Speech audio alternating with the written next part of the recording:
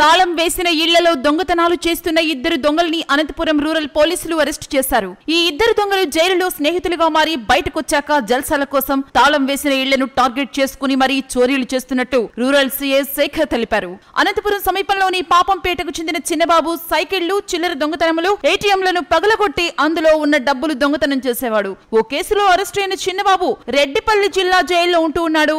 జైలులో ఉన్న సమయంలో మర్డర్ కేసులో ముద్దాయిగా ఉన్న గుంతకల్లు మండలం దోసలకుడి గ్రామానికి చెందిన రామ్మోహన్ పరిచయం అయ్యాడు. జైలు నుండి బయటకు వచ్చిన తర్వాత ఇద్దరు జల్సాలకు పాల్పడి దొంగతనాలు మొదలుపెట్టారు. ఈ క్రమంలో నగర శివారులోని ఓవీఆర్ కాలనీలో ఉన్న విశ్రాంత ఉపాధ్యాయుడు ఆంజనేయులు ఇంట్లో చోరీకి పాల్పడ్డారు.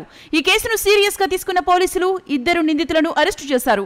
వీరి వద్ద నుంచి చోరీ చేసిన 9 లక్షలు విలువ చేసే బంగారు నగల్ని స్వాధీనం చేసుకున్నారు. ఈ రోజు మన అనంతపురం రూరల్ పోలీస్ స్టేషన్ లో ఏర్పాటు చేసిన ప్రెస్ మీట్ లో ముఖ్య ఉద్దేశం ఏంటంటే ఈ మధ్య కాలంలో అనంతపురం పట్టణ శివార్లలో పగటిపూట కొన్ని ఇళ్లలో దొంగతనాల కేసులు జరుగుతూ ఉన్నాయి. వాటిని అరికట్టే దిశలో మన అనంతపురం జిల్లా ఎస్పీ దొర గారి యొక్క ఉత్తర్వుల మేరకు రూరల్ డిఎస్పీ గారి యొక్క పర్యవేక్షణలో మేము, మా ఎస్ఐ గారు రఫీక్ గారు, మరి మా సిబ్బంది అంతా కూడా కలిసి కొంత దొంగతనాల గురించి ఇన్ఫర్మేషన్ పెట్టే క్రమంలో మాకు ఈరోజు వచ్చినటువంటి సమాచారం మేరకు ఇద్దరు వ్యక్తులను అరెస్ట్ చేయడం జరిగింది. వీళ్ళు పేరు బోయ చిన్నబాబు, ఇతను వచ్చేసి పాపంపేటలో ఉంటాడు. అదేవిధంగా అరికెచెర్ల రామ్మోహన్, ఇతను వచ్చేసి గుంటకల్లు, దోసలకుడి గ్రామము గుంటకల్లు.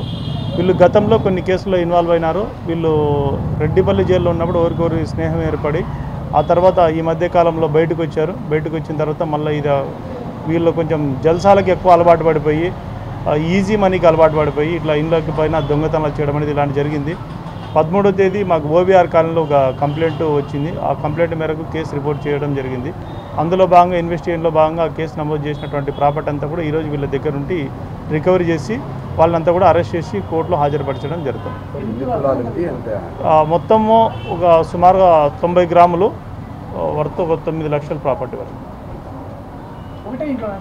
ఒకటే ఇంట్లో కేసు, ఇది ఒకటే ఇంట్లో జరిగింది.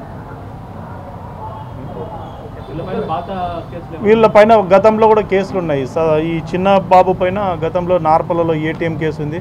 అదేవిధంగా బైక్ థెఫ్ట్ కేసు మన రూరల్లో కూడా ఉంది, కూడేరులోను, అదేవిధంగా గార్లదన్లో కేసులు ఉన్నాయి.